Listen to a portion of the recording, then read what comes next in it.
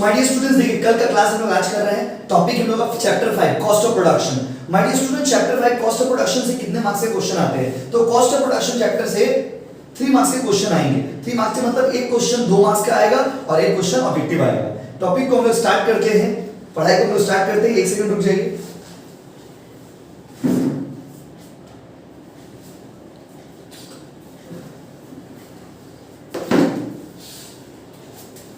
चलिए देखिए, पहला टॉपिक है आज का cost of production. My dear student, कोई भी सामान जब हम बनाते हैं तो बनाने में जितना भी खर्चा लगता है उस खर्चा को हम लोग कॉस्ट बोलते हैं। एग्जाम में आपसे पूछेगा what do you mean by cost, तो आप क्या बोलेंगे? Cost refers to all the expenses which are incurred to produce a particular commodity. Cost refers to all the expenses which are incurred to produce a particular commodity. तो my dear students, cost मतलब किसी भी सामान को बनाने में जितना भी खर्चा लगता है उस खर्चा को हम लोग क्या बोलते हैं? कॉस्ट। कोई भी सामान को बनाने में जितना भी खर्चा लगता है उस खर्चा को क्या बोलते हैं बाबू? कॉस्ट। अभी देखो, कॉस्ट मतलब किसी भी सामान को बनाने में जो भी आपका खर्चा लगेगा उस खर्चा को हम लोग बोलते हैं कॉस्ट। सवाल है कि कॉस्ट कैसे निकालते हैं, कॉस्ट का मतलब क्या होता है? देखिए, तो माय डियर स्टूडेंट, कॉस्ट के अलग अलग टाइप्स है, आपको हम पढ़ाएंगे।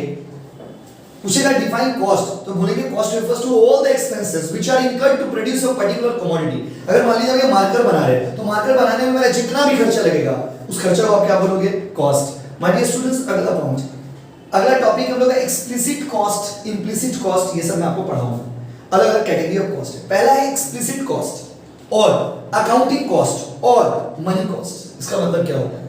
माय डियर स्टूडेंट्स, हर वो खर्चा जहां पर कैश का आउटफ्लो होता हो, हर वो खर्चा जहां पर कैश आपको जाते हुए दिखता हो। तो माय डियर स्टूडेंट्स, हर वो खर्चा जहां पर कैश का आउटफ्लो होता है, हर वो खर्चा जहां पर कैश हम लोगों को जाते हुए दिखता है। तो माय डियर स्टूडेंट, जहां भी कैश का आउटफ्लो होता है, जहां भी कैश हम लोग को जाते हुए दिखता है, उसे हम लोग एक्सप्लिसिट कॉस्ट कहते हैं।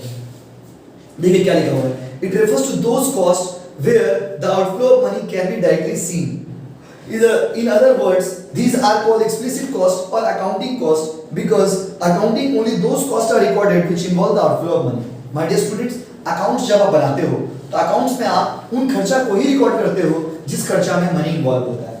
जैसे कि आपको मैं एग्जांपल दे, paid wages account debit to cash, paid salary account debit to cash. तो माय डियर स्टूडेंट, अकाउंट्स में उन खर्चा को ही रिकॉर्ड करते हैं जिसमें मनी इन्वॉल्व होता है। जिसमें मनी इन्वॉल्व नहीं होता है उसको अकाउंट्स में रिकॉर्ड नहीं किया जाता है, क्योंकि आपने पढ़ा होगा accounting records only the transaction not the events. तो माय डियर स्टूडेंट्स, अकाउंट्स में उन चीजों को ही रिकॉर्ड करते हैं जिसमें मनी इन्वॉल्व हो। एंड एक्सप्लिसिट कॉस्ट वो होता है जिसमें मनी इन्वॉल्व हो। एक्सप्लिसिट कॉस्ट वो होता है जहां पे कैश आपको जाते हुए दिखता हो। एक्सप्लिसिट कॉस्ट वो होता है where you can easily see and find out the outflow of cash, जहां पे कैश का आउटफ्लो आप इजीली देख सकते हो, फाइंड आउट कर सकते हो, समझ सकते हो। तो माय डियर स्टूडेंट्स, जहां भी कैश आपको इजीली जाते हुए दिखता हो उसको हम लोग एक्सप्लिसिट कॉस्ट कहते हैं। अकाउंटिंग कॉस्ट इसका नाम क्यों है? क्योंकि अकाउंट्स में इसको कंसीडर करते हैं। मनी कॉस्ट इसका नाम क्यों है? क्योंकि इसमें मनी इन्वॉल्व होता है। एग्जांपल देखिए लिखा हुआ है, it refers to those cost where the outflow of money can be directly seen. In other words, these are so called explicit costs and accounting costs because in accounting only those costs are recorded which involve the outflow of money. क्योंकि accounts में आप उन खर्चा को ही record करते हो जिसमें money involve होता है। चलिए example, wages, salary, interest, rent. अभी अगला ना बाबू बहुत खतरनाक टाइप है, इम्प्लिसिट कॉस्ट और इम्प्यूटेड कॉस्ट। स्टार्टिंग ही खतरनाक टॉपिक से हम लोग कर रहे हैं, इम्प्लिसिट कॉस्ट और इम्प्यूटेड कॉस्ट। इसका मतलब क्या होता है? ध्यान से सुनिए माय डियर स्टूडेंट्स, आपको पढ़ाया था प्रोडक्शन करने के लिए 4 चीज चाहिए, लैंड, लेबर, कैपिटल, ऑर्गेनाइजेशन।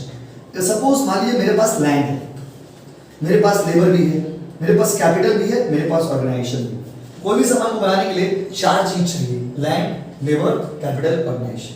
अभी आप सोचिए मेरे पास एक जमीन है, मेरे पास एक जमीन है, वो जमीन को हम अपना बिजनेस में यूज कर लिए। माय डियर स्टूडेंट, अगर वो जमीन को हम अपना बिजनेस में यूज ना करके किसी और को देते भाड़ा पे, तो कुछ तो रेंट कमाई होता ना, कुछ तो रेंट आप कमाते, लेकिन अब नहीं कमा पा रहे। क्यों नहीं कमा पा रहे? क्योंकि वो लैंड को अपना बिजनेस में यूज कर लिए। दूसरा एग्जांपल, हम खुद कोचिंग पढ़ा रहे, मान लीजिए अगर हम कहीं जॉब करते, बात सही करते, तो थोड़ा पैसा कमाते, अब तो नहीं कमा पा रहे ना। Why? Because I am engaged in this particular profession. तीसरा एग्जांपल, मेरे पास 5 लाख रुपया कैपिटल है, अगर कैपिटल को, अगर अपना पैसा को हम बिजनेस में ना लगा के कहीं और लगाते, बैंक में रखते, तो इंटरेस्ट कमाते, पर कमा तो नहीं रहे ना। My dear students, implicit cost और imputed cost are those cost, implicit cost और imputed cost are those cost which does not involve outflow of money. These are actually the estimated loss. Implicit cost या imputed cost actually एक तरह के estimated losses है, एक तरह के वो नुकसान है जो हुआ नहीं है, हम लोग estimate कर रहे हैं कि अगर हम करते तो कमाते, कमा तो नहीं रहे, अगर पैसा होता तो ये होता। My dear student, implicit costs are those costs which are actually the estimated loss that a businessman has to suffer due to the introduction of land labor capital organization in his own business.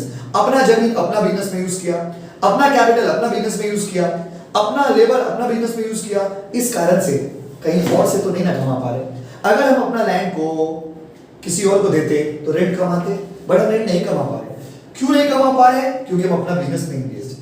अगर अपना labour किसी और को देते तो हमको wages मिलता, पर नहीं मिल रहा। क्यों नहीं मिल रहा? क्योंकि हम अपना बिजनेस में इंगेज है। तो माय डियर स्टूडेंट, कोई भी बिजनेसमैन जब अपना, कोई भी एंटरप्रेन्योर जब अपना फैक्टर्स ऑफ प्रोडक्शन को अपना बिजनेस में यूज करता है तो उस कारण से कुछ अर्निंग्स जो वो नहीं कर पाता है, कुछ कमाई जो वो नहीं कर पाया, उसको हम लोग बोलते हैं इम्प्लिसिट कॉस्ट। तो my dear student, implicit cost refers to those cost जहां पे कैश इन्वॉल्व नहीं होता है, जहां पे कैश का आउटफ्लो नहीं होता है।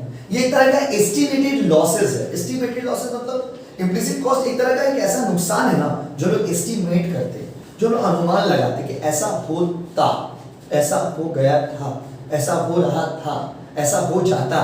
तो these are not the actual outflow of cash. Implicit cost में कैश का आउटफ्लो नहीं होता है, इसीलिए इसको implicit cost भी बोलते हैं और imputed cost भी बोलते हैं। देखिए लिखा होगा, it refers to the cost which does not involve outflow of cash.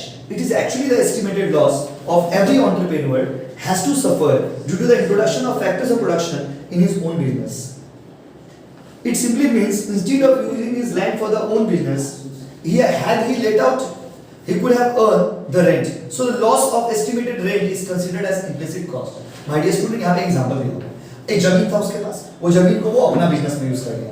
अगर अपना बिजनेस में जमीन को यूज नहीं करते तो पैसा कमाते, यस और नो? कमाते ना बाबू, लेकिन अब तो नहीं कमा पा रहे क्योंकि हम किसी और को दे दिए। किसी और को अगर दे देते तो रेंट तो आता ना, पर वो रेंट अब नहीं आ रहा है। माय डियर स्टूडेंट, जो रेंट नहीं आ रहा है वो आपके लिए एक तरह का लॉस है, उसको इकोनॉमिक्स में कॉस्ट माना गया है, इम्प्लिसिट कॉस्ट।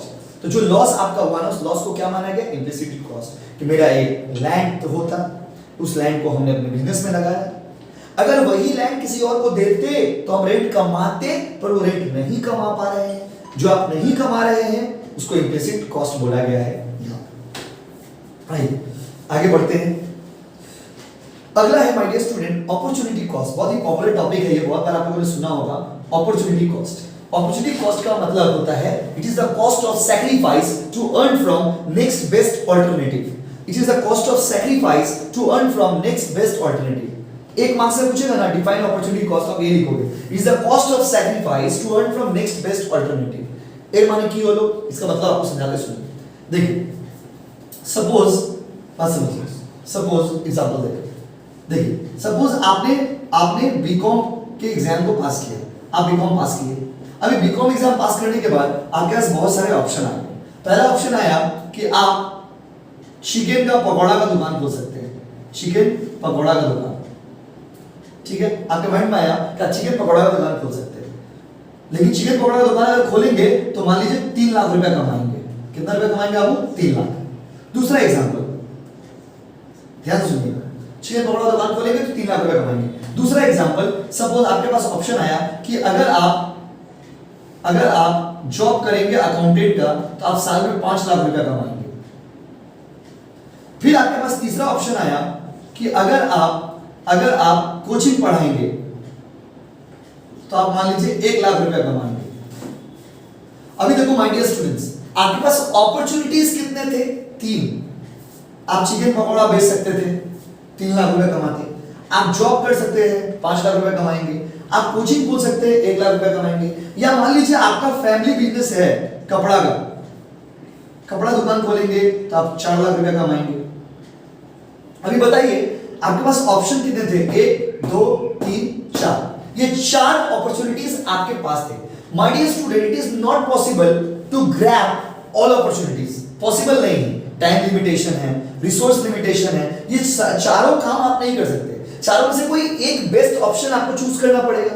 तो चलो, एक नॉर्मल इंसान क्या करेगा? एक नॉर्मल इंसान उस ऑप्शन को चूज करेगा जिस ऑप्शन से उसको सबसे ज्यादा कमाई होगा। तो एक नॉर्मल इंसान की तरह अगर आप सोचोगे तो आप क्या करना पसंद करोगे? जॉब करना पसंद करोगे। ध्यान से सुनिएगा बच्चों, you had the 4 opportunities, you could have sold out the chicken pakoda, you could have done the job, you could have started your coaching center and you could have sold out the clothes।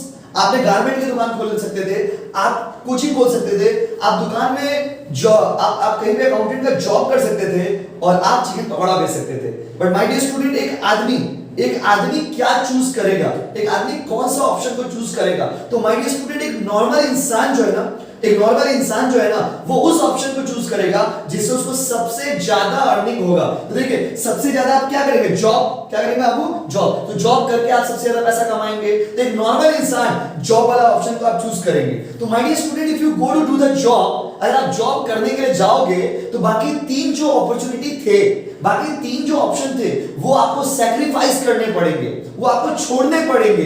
तो my dear student, opportunity cost क्या होगा? देखिए, opportunity cost किसको बोलेंगे? तो my dear students, ध्यान से सुनिए।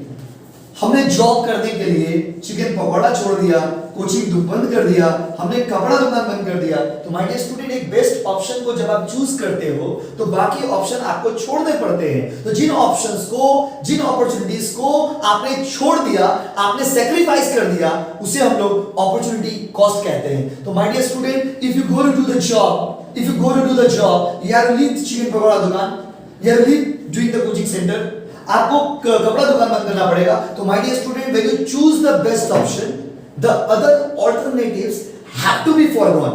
जब आप एक बेस्ट ऑप्शन को चूज करते हो तो बाकी ऑप्शंस आपको छोड़ने पड़ते हैं, और जिन ऑप्शंस को आपने छोड़ दिया है, जिन ऑप्शंस को आपने सैक्रिफाइस कर दिया है, उसे हम लोग अपॉर्चुनिटी कॉस्ट कहते हैं। What is opportunity cost? तो my dear students, opportunity cost is the cost of sacrifice to earn from next best alternative। Best alternative था जॉब, उसको चूज करने के लिए जिन ऑल्टरनेटिव्स को, जिन अपॉर्चुनिटीज को हमने सैक्रिफाइस कर दिया, जिन अपॉर्चुनिटीज को हमने छोड़ दिया, उसे हम लोग अपॉर्चुनिटी कॉस्ट कहते हैं।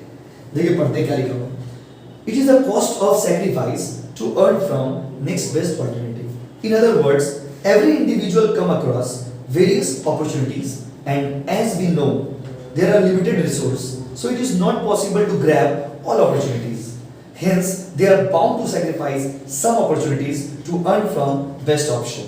So the cost of sacrifice opportunity are known as opportunity cost। My dear students, आपके पास लिमिटेड रिसोर्स है, और लिमिटेड रिसोर्स होने के कारण हम लोग सारे ऑप्शन को चूज नहीं कर सकते, सारे अपॉर्चुनिटी को चूज नहीं कर सकते। आप जॉब भी कर लीजिएगा, चिकन पकौड़ा का दुकान भी खोल लीजिएगा, कपड़ा भी बेच लीजिएगा, आप क्या होता है कोचिंग में पढ़ा लीजिएगा, ऐसा कैसे चलेगा? ऐसा कैसे चलेगा बताइए? पॉसिबल है क्या? तो माय डियर स्टूडेंट, ऐसा पॉसिबल नहीं है, क्योंकि आपके पास अपॉर्चुनिटीज बहुत सारे हैं बट रिसोर्स लिमिटेड है। एंड रिसोर्स लिमिटेड होने के कारण आपको कोचिंग भी पढ़ाना है, आपको चिकन पकौड़ा का दुकान भी खोलना है, आपको जॉब भी कर लेना है, आपको कपड़ा भी बेच लेना है। ऐसा कैसे चलेगा दादा? ऐसा कैसे चलेगा बताइए? तो ये तो पॉसिबल नहीं। तो माय डियर स्टूडेंट, आपको एक ऑप्शन या 2 ऑप्शन आप चूज करेंगे, बट बाकी ऑप्शन तो आपको छोड़ना पड़ेगा। जिन ऑप्शंस को आपने छोड़ दिया है, जिन ऑप्शंस को आप सैक्रिफाइस कर दोगे, उन ऑप्शंस को, उन सिचुएशंस को अपॉर्चुनिटी कॉस्ट कहते हैं इकोनॉमिक्स में। देखिए, ये वाला पार्ट कंप्लीट हो गया। अभी अगला पार्ट में आते हैं बच्चों। देखिए, अगला पार्ट हम लोग क्या है, उसमें हम लोग आते हैं। देखिए, अगला पार्ट है different types of cost. Time के बेसिस पे कॉस्ट कितने टाइप के, ये चार्ट को मैं जो बना हुआ नोट्स में, वो चार्ट को मैं एक बार बोर्ड पे बनाता हूँ, ध्यान से देखिएगा। सबसे पहले cost. My dear student, cost मतलब तो खर्चा। अभी देखो कॉस्ट ना बाबू, नोट्स में तो है बट बना रहे। देखिए, कॉस्ट 2 तरह का होगा, टाइम के बेसिस पे 2 तरह के टाइम पीरियड होंगे। एक होगा लॉन्ग रन और एक होगा शॉर्ट रन। ध्यान से सुनिए my dear students, long run में और शॉर्ट रन में 2 तरह के कॉस्ट एग्जिस्ट करते हैं। एक होता है फिक्स कॉस्ट और एक होता है वेरिएबल कॉस्ट। बेसिकली 2 तरह के कॉस्ट होते हैं, फिक्स कॉस्ट और वेरिएबल कॉस्ट। लेकिन my dear student, short run में जब आप जाओगे तो शॉर्ट रन में 2 तरह के कॉस्ट मिलेंगे, फिक्स कॉस्ट और वेरिएबल कॉस्ट। अभी देखो, फिक्स कॉस्ट में भी 2 टाइप है, average cost, average fix cost, और उसके बाद आपका मार्जिनल फिक्स कॉस्ट, जो आपको पढ़ाएंगे करके। अभी देखो वेरिएबल कॉस्ट में भी दो कॉस्ट है, average cost and marginal cost. But my dear student long run में एक ही कॉस्ट होता है, वो होता है वेरिएबल कॉस्ट। तो याद रखिएगा लॉन्ग रन में एमसीक्यू में पूछेगा, लॉन्ग रन में all cost are variable. Long run में सारे के सारे खर्च वेरिएबल होते हैं। तो माय डियर स्टूडेंट जल्दी बता दीजिए, टाइम के बेसिस पे, टाइम हॉरिजन के बेसिस पे there are two types of cost, that is short run and long run. Short run मतलब क्या? शॉर्ट रन मतलब एक साल से कम, एक साल से कम, एक साल से कम में दो तरह के कॉस्ट एग्जिस्ट करेंगे, फिक्स कॉस्ट और वेरिएबल कॉस्ट। जल्दी बोलिए, फिक्स कॉस्ट और वेरिएबल कॉस्ट। फिक्स कॉस्ट में दो तरह का भाई, एएफसी और एमएफसी। केएफसी नहीं बोल रहे बाबू, एएफसी और एमएफसी। और वेरिएबल कॉस्ट में दो तरह का, एसी और एमसी, एसी और एमसी, समझ रहे ना, एसी और एमसी। उसके बाद लॉन्ग रन में एक ही कॉस्ट होगा, वो है वेरिएबल कॉस्ट। मतलब याद रखिएगा लॉन्ग रन में सारे के सारे खर्च वेरिएबल होते हैं। अभी आप पूछेंगे कि भैया वेरिएबल कॉस्ट क्या है, तो भाई ये नेक्स्ट क्लास में पढ़ाएंगे, बात समझ रहे ना। पहले आप खाली इतना समझ लीजिए, कॉस्ट कितने तरह का बाबू? दो, लॉन्ग रन और शॉर्ट रन। लॉन्ग रन में सारे खर्च क्या होते हैं? वेरिएबल। क्या होता है बाबू? वेरिएबल। शॉर्ट रन में दो तरह के खर्च होते हैं, फिक्स और वेरिएबल। फिक्स में भी दो कैटेगरी आपको हम पढ़ाएंगे, एएफसी और एमएफसी। फिर आपको हम पढ़ाएंगे वेरिएबल कॉस्ट में भी दो कैटेगरी, एसी और एमसी। तो अभी हम लोग आगे पढ़ने वाले कैसे हैं, पहले वो, पहले आपको हम ये पढ़ाएंगे, फिर आपको हम ये पढ़ाएंगे, फिर आपको हम ये पढ़ाएंगे, फिर आपको हम ये पढ़ाएंगे, फिर आपको हम ये पढ़ाएंगे और फिर आपको हम ये पढ़ाएंगे। इस तरह से हमें सारा कॉस्ट को पढ़ना है, डायग्राम के साथ सारे कॉस्ट का एनालिसिस करना है, मीनिंग जानना है और 2 मार्क्स के लिए नोट्स बनाना है। तो माय डियर स्टूडेंट जल्दी से बता दीजिए, कॉस्ट कितने तरह के? दो, फिक्स और वेरिएबल। फिक्स देखो, फिक्स और वेरिएबल हो गए, लेकिन देखो टाइम पहले आप देखो, ये टाइम किसका बात कर रहे हो, शॉर्ट रन का कि लॉन्ग रन का? शॉर्ट रन में दो तरह के कॉस्ट होंगे, फिक्स और वेरिएबल। लॉन्ग रन में एक ही कॉस्ट होता है, वेरिएबल। तो my dear student short run में दो तरह के कॉस्ट होंगे, फिक्स और वेरिएबल। लॉन्ग रन में एक ही कॉस्ट होगा, वेरिएबल कॉस्ट। अभी देखो फिक्स कॉस्ट दो तरह का होता है, एएफसी और एमएफसी, और वेरिएबल कॉस्ट दो तरह का होता है, एसी और एमसी। तो लॉन्ग रन में सारे के सारे कॉस्ट वेरिएबल होते हैं, याद रखिए। यहां तक आप रीडिंग करिए, पूछिए, कुछ डाउट है तो मैसेज ड्रॉप कर दीजिए, आपको रिप्लाई मिल जाएगा। थैंक यू सो मच बच्चे लोग।